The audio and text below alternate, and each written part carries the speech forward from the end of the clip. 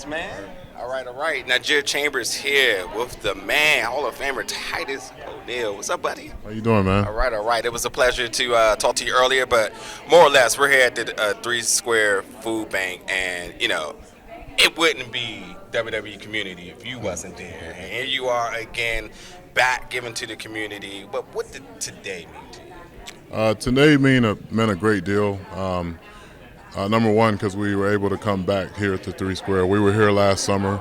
We honored them as a community champion during our showcase, and being able, and we knew we wanted to do a great interaction with and serving in the area of food insecurity, and there's no better place to do that than here at Three Square in Las Vegas. And so, being able to come back here, but not only with WWE, but also bringing some of our partners, the National Medal of Honor Museum, and the youngest ever National Medal of Honor recipient, being able to be a part of this, along with UNICEF, and then Credit One, which also helped us partner with us, matched our donation, and we were able to give $10,000 and provide 30,000 meals to Three Square to those that are suffering through food insecurity.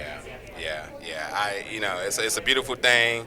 I wanted to get in there myself. It's the energy this moment was just contagious. I knew I wanted to do something. I know I'm here covering this press, but it was without a doubt I need to get my hands in there. So, and that has a lot to do with you. You've just been a figure not only just for WWE, but for the culture.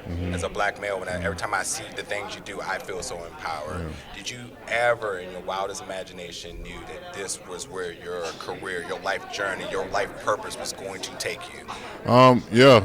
Believe it or not, I've at 13 years old, I had a homeless man tell me God's going to use you to do some extremely powerful things, and he told me this as I was walking off a football field, and I was like, yeah, man, I'm gonna end up, going to the NFL and making a lot of money and helping a lot of people. And he said, no, he said, God is going to use you. Not your sport, not whatever. He's going to use you. And if I wanted to be a jerk at the time, I could have been like, well, you're homeless, how can you speak into my life? But I didn't. I accepted it, and then that same guy that I met at 13, homeless, I helped him essentially get a job, get reconnected with his former family, find his new wife, all through while I was in high school. So I've known that, God has definitely had a calling on my life just from conception alone, being the product of a rape. My mother was raped at 11, had me at the age of 12, was driven from St. Augustine, Florida, down to Boynton Beach, Florida to have an abortion. And, she said no, and she's not doing that. And months later, I was born.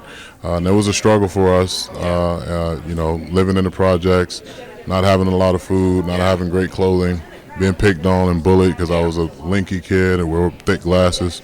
And so I've always known at a young age that, so many different people imparting those type of words into my life that I would be great. And as a kid, I was very insignificant to a lot of people. I'd never go to high school. I never graduated from college. I'd never do all this, and God proved that, I don't need to prove people wrong. I just need to continue to prove in God right. And then you start speaking things into existence. And then, I was the first person in my family to graduate from high school. I graduated from high school before my mom never walked across the graduation stage. She never was able to attend prom. She was raising kids, one of those which was me, that she didn't ask for, but she did it. And there are a lot of women around the world that are experiencing that same thing.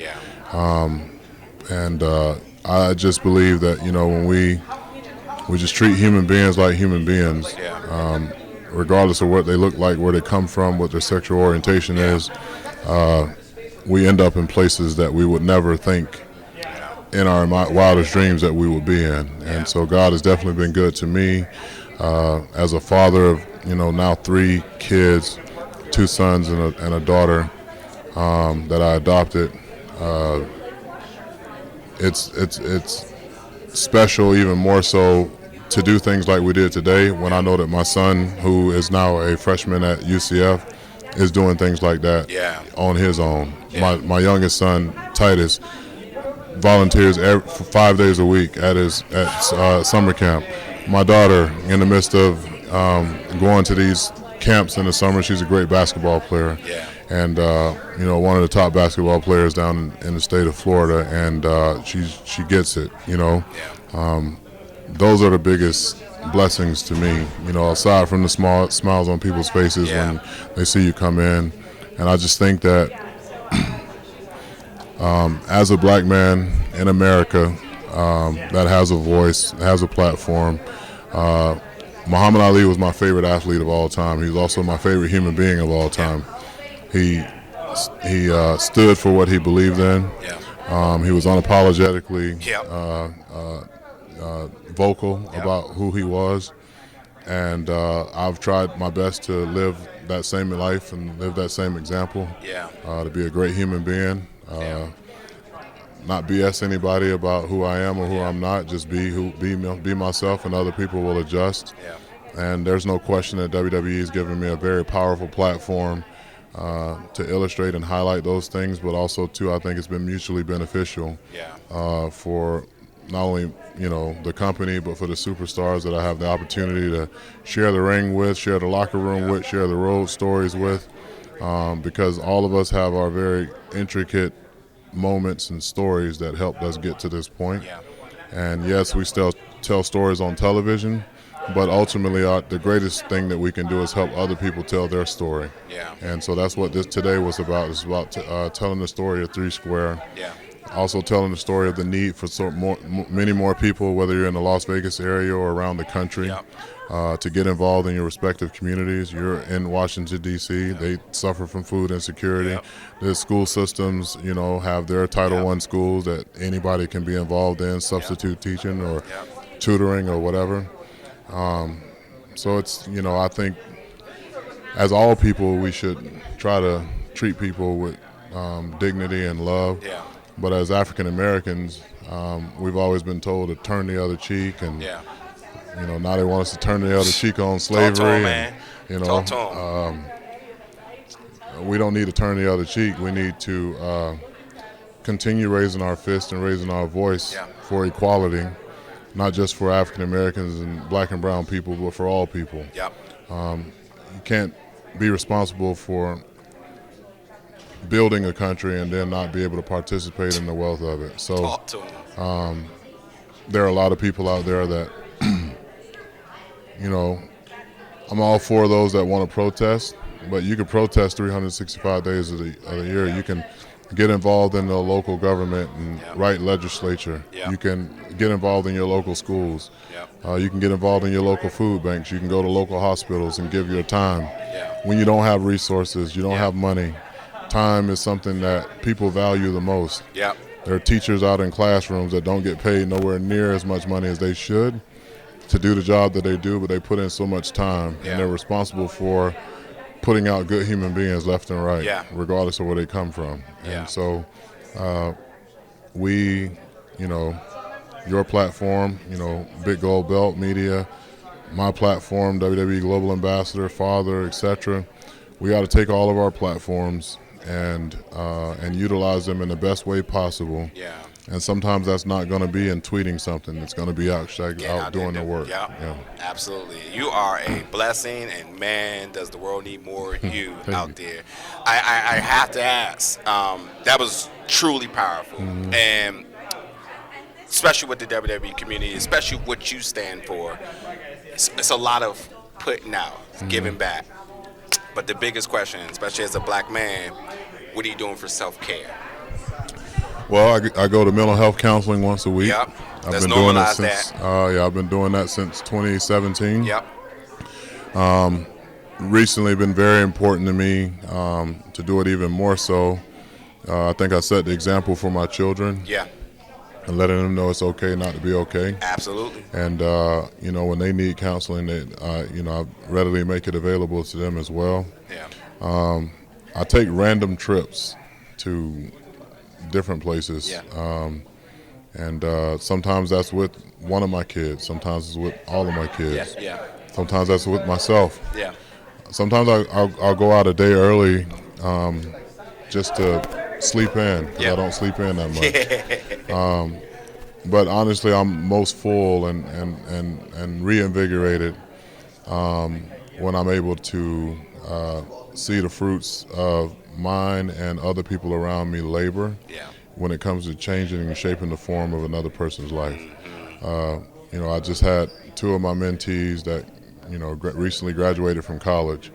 We've put 410 people in college over the last 10 years, over $41 million in scholarships. About 14 of those are in the NFL right now, and they understand service now more than they ever did before because they were recipients of the service at 12 years old when they met us. Being able to raise millions of dollars is great, but being able to really make transformational change. And I got a school named after me in Tampa, and we're doing some amazing things there. We got great partners and people and changing, and we're doing it in the 6th highest zip code for children living in poverty in the entire state of Florida. It was an F school when I got there. Now it's almost a B school. My man. So, but it still resides in the same zip code. Yeah. And so I like to say that our school is somewhat of a church without all the religious background to it. We built a prosperity center there where adults can come there and get everything from financial literacy to we have a culinary program with an organization that is also part of the Feeding America Network called Feeding Tampa Bay. We have Metropolitan Ministries there, which is an organization that we help alleviate suffering through and get families into self-sufficiency. We've done everything from rental assistance. I think we did $2.1 million in rental assistance throughout the pandemic. We distributed 2,500 boxes of food a week throughout the Tampa Bay area. We have supplied over 50,000 families with gifts, foods, and resources each holiday season over the last 2 years through my Joy Giving event. We're getting ready here in July, in 2 weeks, July 16th, to host my second annual Big Backpack Build, where we build 30,000 backpacks inside of Amalie Arena, home of the Stanley Cup, 2-time Stanley Cup champions. I got to put that in. And then we'll go over to on August 6th, and I have my Back to School Bash. This is my 6th year doing that in partnership with the Tampa Bay Buccaneers and many other organizations. The Lightning, we're at Raymond James Stadium, home of Super Bowl 55, Super Bowl champions, and the Tampa Bay Buccaneers. But we do consistent work, and that's what helps me understand more and more each and every day how blessed I am, how grateful I am to have so many people that imparted in my life at a very young age, and why it's important for me to continue that cycle of building young leaders, especially young minority leaders, to be very vocal when you need to be vocal, but be smart about your activism and your advocacy.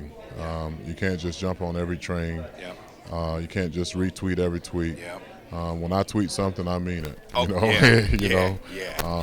say it all the time. When you move and when you talk, you listen. You watch.